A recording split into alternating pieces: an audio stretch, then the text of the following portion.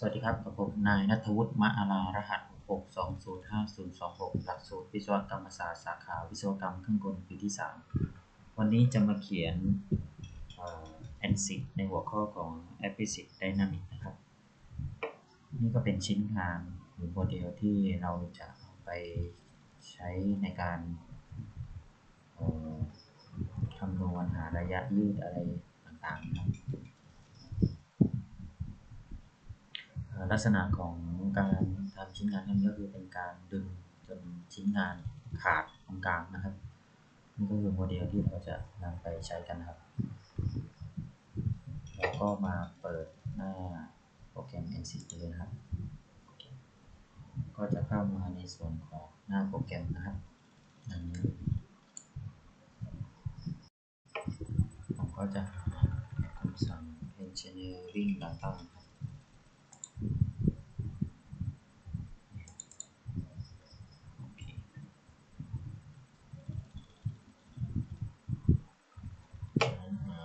geometry นะครับ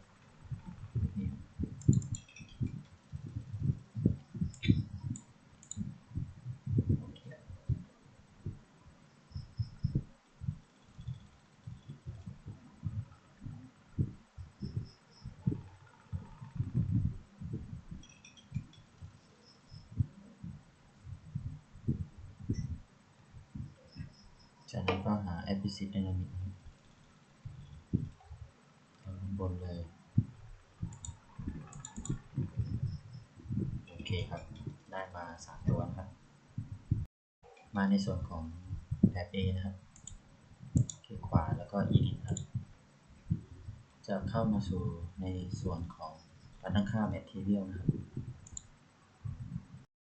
จากนั้นก็มาเลือกตรง Engineering Data Source จากนั้นเลือกเป็น Explicit Material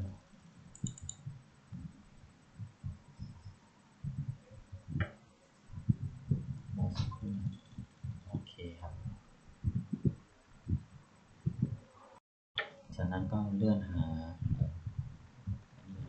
อยู่ที่อันดับที่164ครับนี่ครับกดบวกครับ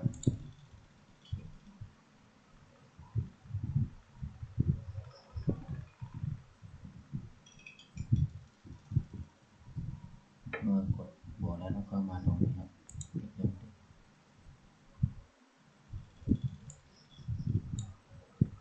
มันจะขึ้นมาในส่วนที่เราเลือกนะครับลบไปครับเป็นเหลืออันเดียวครับ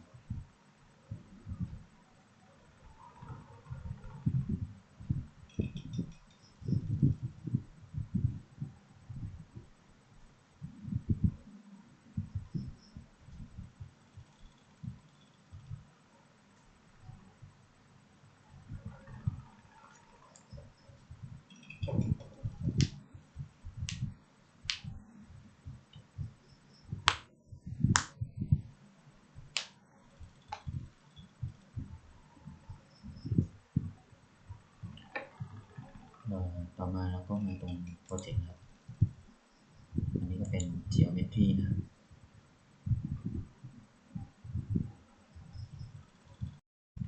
ในส่วน geometry ครับก็คือเป็นผมจะ import ที่ขวาชิ้นงานครับที่เราได้วาดไว้ตั้งแต่ก่อนเปิดคลิปนะครับ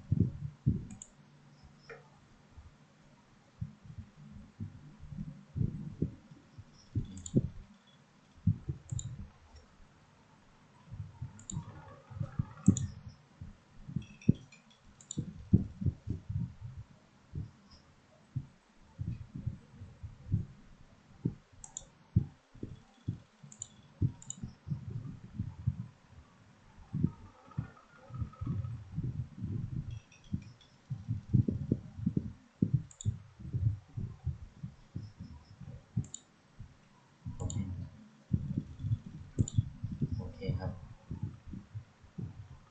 ไปดูที่ชิ้นงานก็นี่ครับ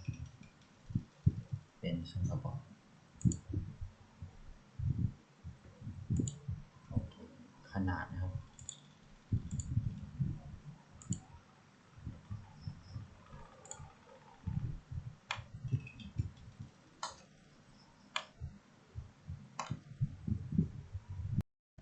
เคครับนี่ก็เป็นขนาดชิ้นงานครับ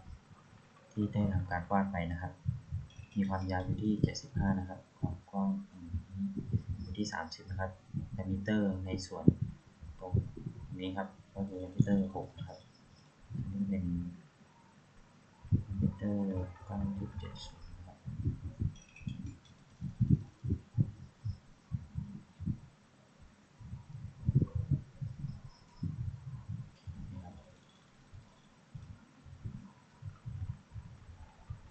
อันนี้ก็เป็น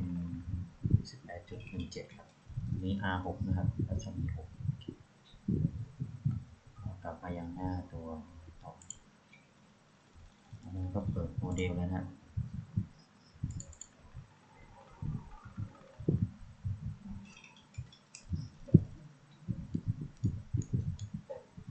รอสักครู่นะครับ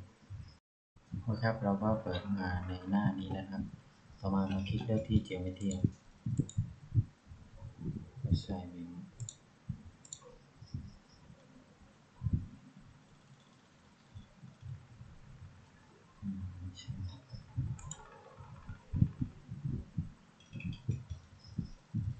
เดี๋ยวต้องเข้าไปเลือกใหม่ครับ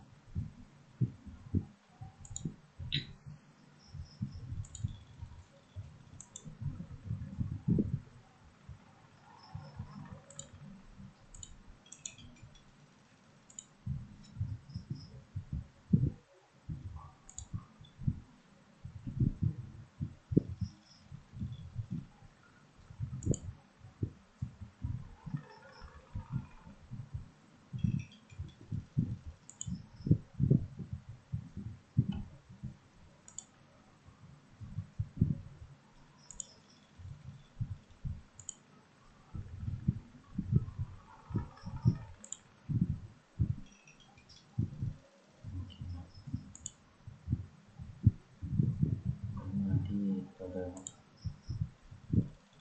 ดูว่ามีเพิ่มไหม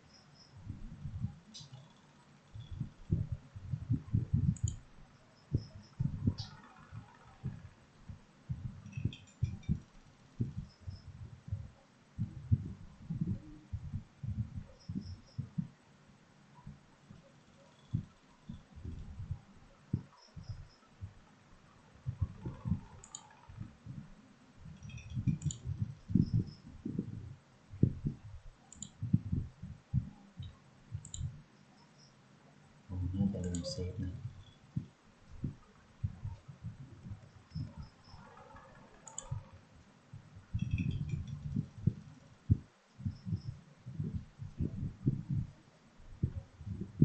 รอสักครู่นะ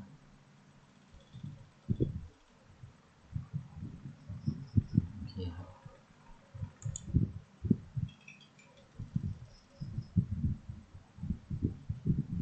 ก็มาดูในตรงนี้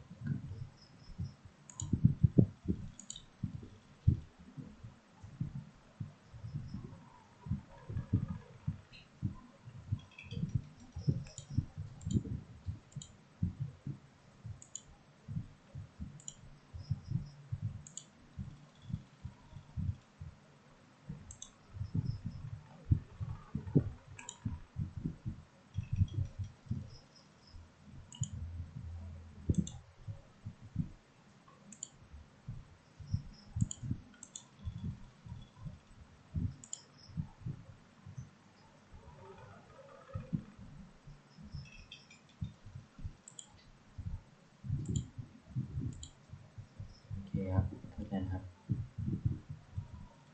เลือกเป็น SS 304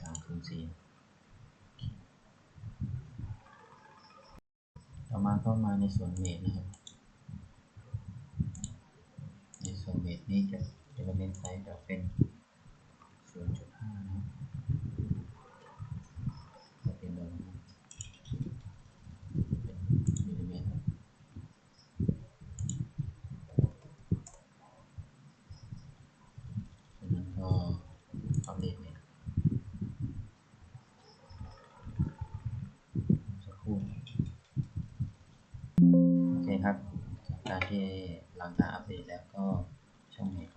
เลยครับมาตรง analysis นะครับอันนี้ต้องเป็น 0.001 โอเคครับจากนั้นมาที่ Efficient ครับคลิกขวาครับ Insert ครับแล้วก็เลือกเป็น Displacement ครับ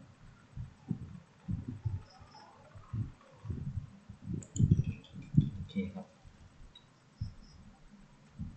จากนั้นมาตรง Under ครับแล้วก็ Insert ครับ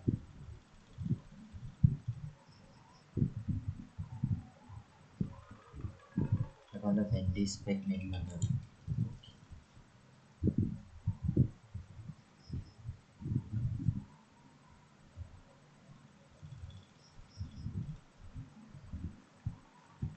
อันนี้ครับผิดนะครับต้องเลือกเป็น Fix ครับขวา Insert แล้วก็เลือกเป็น Fix นะครับนี่ครับ Fix Support ครับ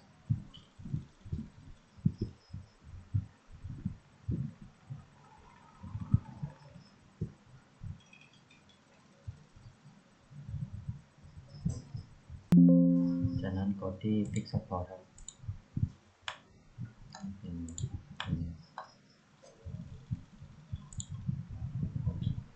จากนั้น Apply ครับ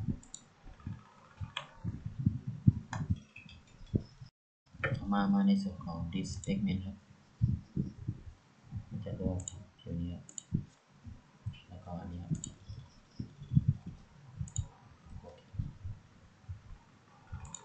กด Apply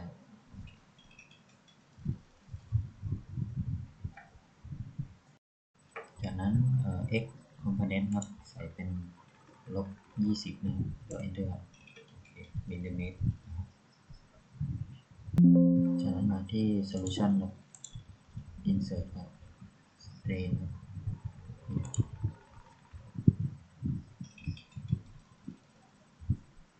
แล้วก็นี่ครับ insert straight นะครับ wavelength นะครับ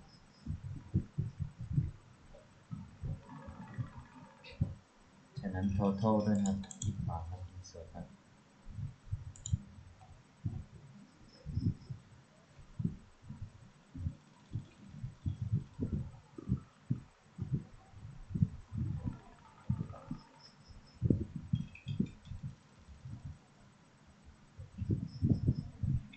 เราก็ตั้งค่าอะไรเรียบร้อยแล้วนะครับจากนั้นกด ส่งสักครู่นะครับ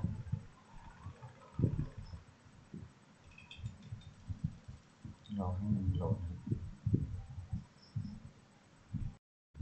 เมื่อกี้เมดมันเยอะไปนะครับขอเปลี่ยนเมดครับมันน่าจะละเอียดไป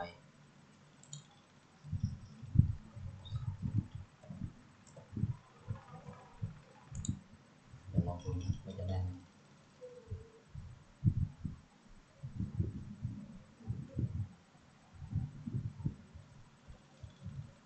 โอเคครับจากนั้นเดี๋ยวก็มาลองรันใหม่นะครับมันน่าจะละเอียดไปเครื่องผมไม่ไหวนะถ้าเป็นรุ่นถ้าเป็นเวอร์ชัน Student นะครับผมดูหน่อยว่ามันโหลดตรงไหน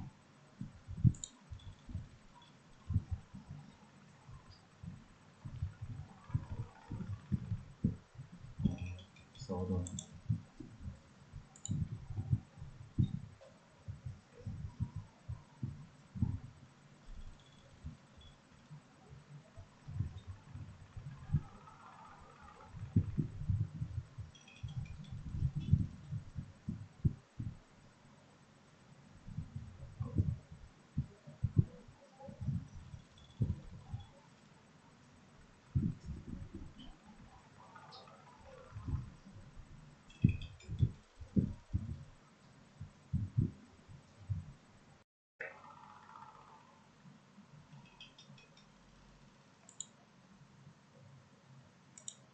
ก็ตอนนี้เราก็ทำการโซเรียบร้อยแล้วนะครับก็จะได้ค่า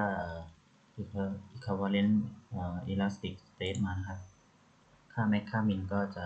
มีลักษณะอันนี้เลยชิ้นงานจะถูกดึงจนขาดนะครับ แล้วก็ equivalent state ค่า max ค่า min นะครับแล้วก็ total deformation นะครับเราก็มาดูวิดีโอนะครับผมจะตั้งค่าไว้ที่100 เฟรมนะครับเวลา10 วินาที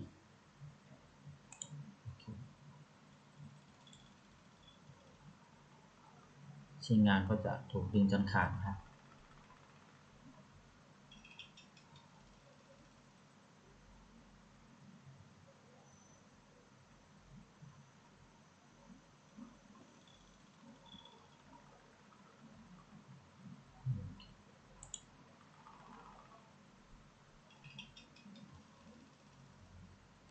ก็ขอจบการเขียน